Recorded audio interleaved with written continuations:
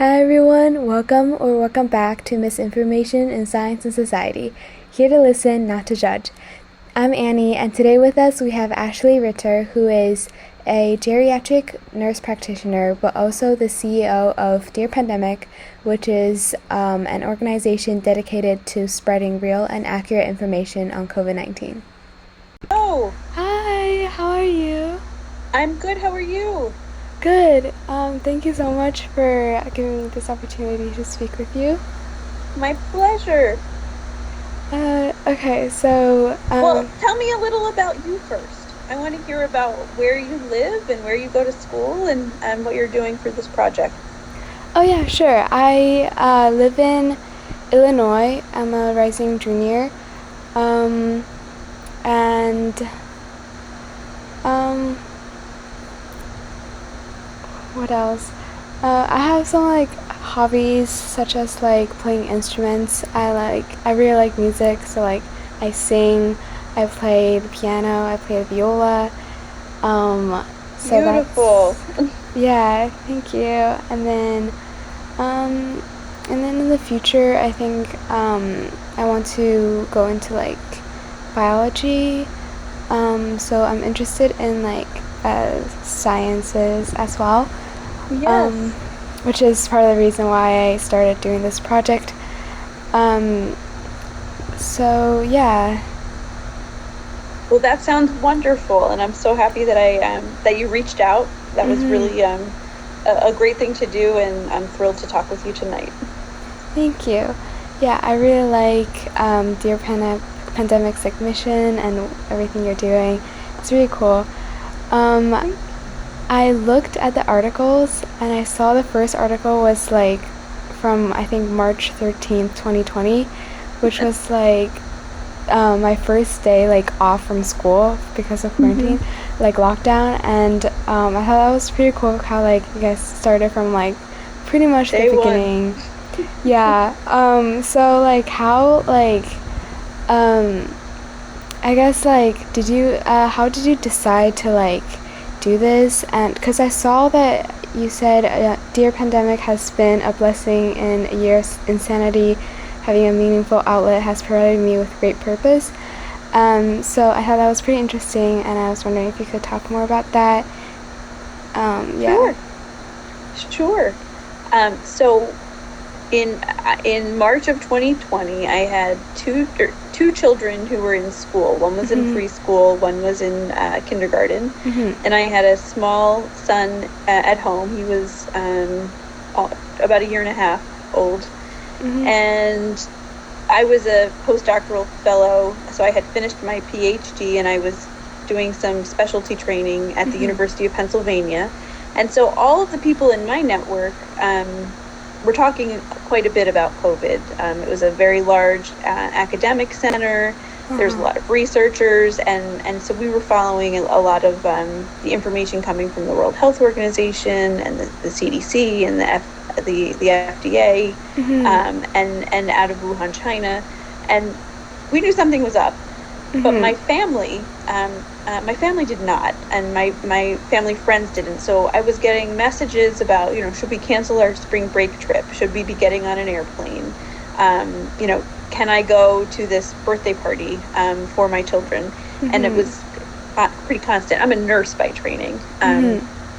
And so a colleague of mine, the fellowship director, Allison Buttenheim, was posting a bunch of really helpful messages on Twitter. And Mhm. Twitter was an audience that is in my, what I have used Twitter for has been really academic. So talking to other scientists, Uh-huh. not necessarily talking to your neighbor or talking Mhm. to, your family. I said, have you thought about putting this information on Facebook? I think the audience is a little different and the public would really benefit from some of this academic conversation. Mhm. And she said, I haven't really thought about it. Let me talk to a few colleagues and I'll get back to you. So she spoke with Malia Jones, who was a Mhm. colleague of hers from prior in her training, she's what's called a social epidemiologist, and so she studies the spread of disease through networks.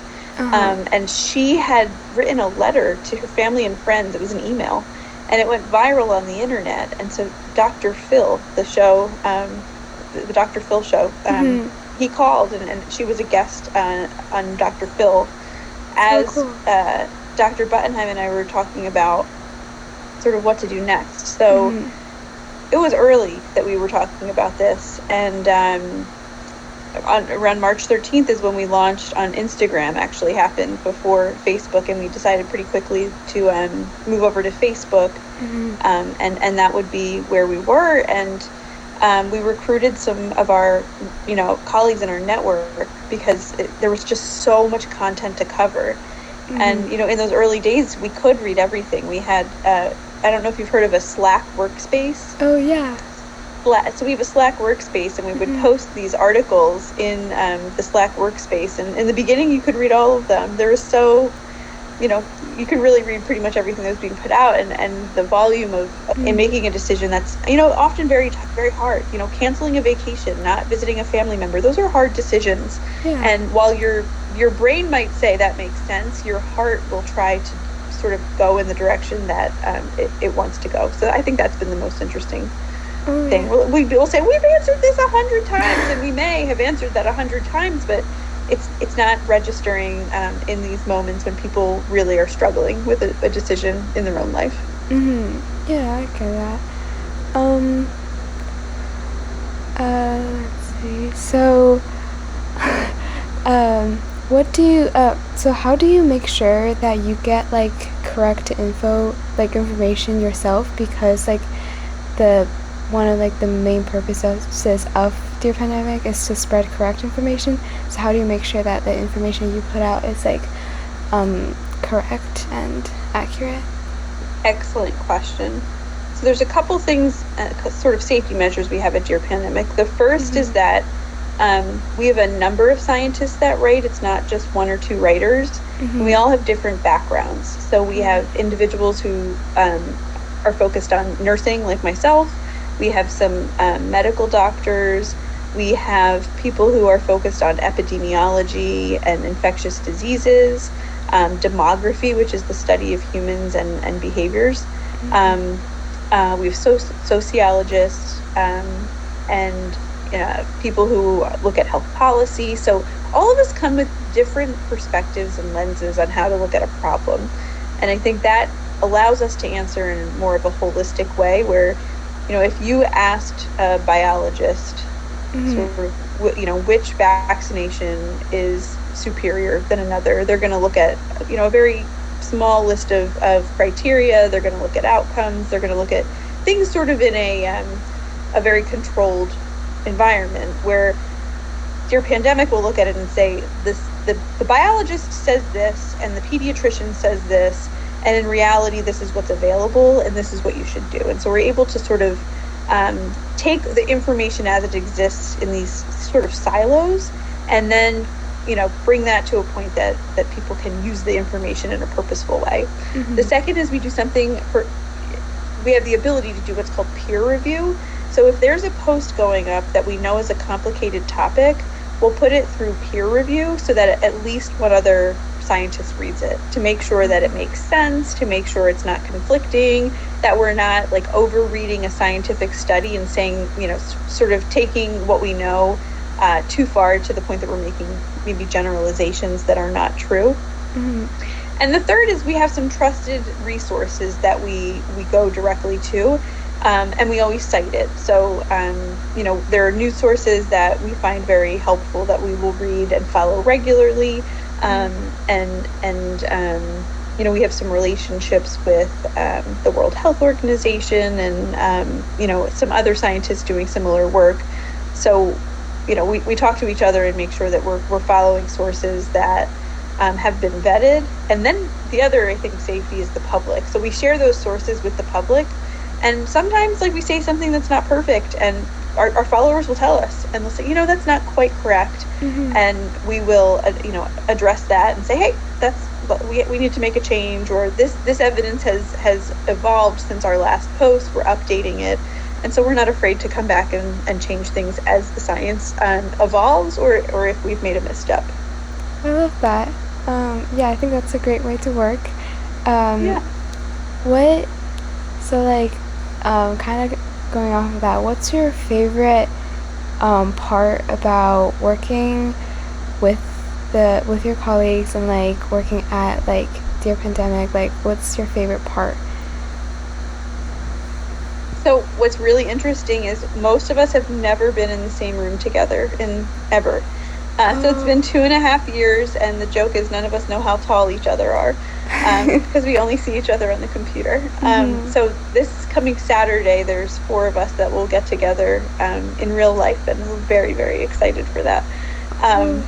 so what my favorite part of working on this team has been is in a time where there's been so much uncertainty, I Mhm. know that I have a safe place to go and ask questions and talk through some really difficult topics so that I am a better ambassador of science. Mhm. That has been my favorite part, is the camaraderie we've had with each other. In addition to being scientists, many of us are moms and have navigated career changes, relocation and moves, taking care of kids, having COVID in our households, and to have a group of scientists and women who understand that has been such a gift. Mhm. I've also learned just a lot of like skills from this team. So each of us again have these different backgrounds. Um, there are some phenomenal writers, and I have definitely taken a lot of pointers and lessons about writing in a way that is more understandable to the public. Mhm. And so I like very much appreciate that of my teammates. Um, but yeah, I feel like while we haven't ever been sort of together, we've gone through something really traumatic and Mhm. and meaningful and impactful together. And it's just a really, really solid team of smart and funny and really empathetic women. Mhm. Yeah. Yeah, I also really like how your articles are like most of them are like not like super like long and like super complex language. 'Cause like sometimes like some articles can be like that or like even like news. I know news are like generally like more like people friendly, but like sometimes they can be like a little like I don't know. But like I think I looked through some of your articles and like they're like really easy to read and like very clear. So I really like that and appreciate that. And that's like, that was all like, sort of, we had to learn how to do that well. So we try to keep everything to about 400 words or less. We try to keep things at a sixth or seventh grade reading level, and there is software to help us to keep it that way. We try to keep our sentences really short so that they're not difficult for people to read. We try to make sure to use training and again talking to each other about how can I get this message across in a way that people can really understand. And some of these topics are super difficult, and I'm still surprised that we're able to express it in such a simple way. But the logical fallacy series that has been more recent talks about different cognitive biases. Our brains are programmed to sort of believe one thing versus another, and they happen almost subconsciously. And one of our writers is so great at sort of like calling them out and saying, hey, like your brain's going to do this, this is how to sort of rewire your brain so your brain doesn't do that thing. And kind of cool. Yeah, that's really cool. Um, so I think I think that's pretty much all I have. So like to close this out, do you have any like advice for like people, especially for like teens? It can be like about misinformation or like COVID or like just like in general. Cause I know like you went to like University of Pennsylvania and you got like your master's, PhDs, like that's like really cool. So do you have like any advice or anything like that? I do. So I'll send you a few of my favorite posts about how to be a good consumer of information. So there's a few posts that we have that really just say, like, make sure you're checking the date of the article, look at the background of the author. If somebody's making like a really extraordinary claim, make sure you're really looking for extraordinary evidence to see that that claim is true. So I'll send a few of my favorite posts on sort of how to be a good steward of science. Um, I can tell you, I've spoke to literally hundreds of reporters and scientists over the last, over my career, and you have asked such wonderful questions, and your passion and your curiosity is so evident. And so I encourage you to just keep, reaching out to people and asking these wonderful questions and growing, as an individual yourself, but you are well on your way to doing amazing things. And I'm really happy that I had the chance to speak with you tonight. Thank you so much. And if you want to spend any time with DearPandemic, let us know. We'd be happy to have you, join us for a little bit of time over the summer. And again, it's all electronic, but so yeah, I think it's when you're getting ready for any sort of college and coursework and things like that, follow your passion. If you like science, if you like music, those are things that you will do because you love them, and that fuels asking good questions and sort of the commitment you need to achieve excellence. And so that would be my advice. Thank you so much. It was great talking to you. If you need anything else, you reach out, okay? Of course. Thank you so much. My pleasure. It was such a joy to speak with you. Thank you so much. You're welcome. Bye-bye. Bye.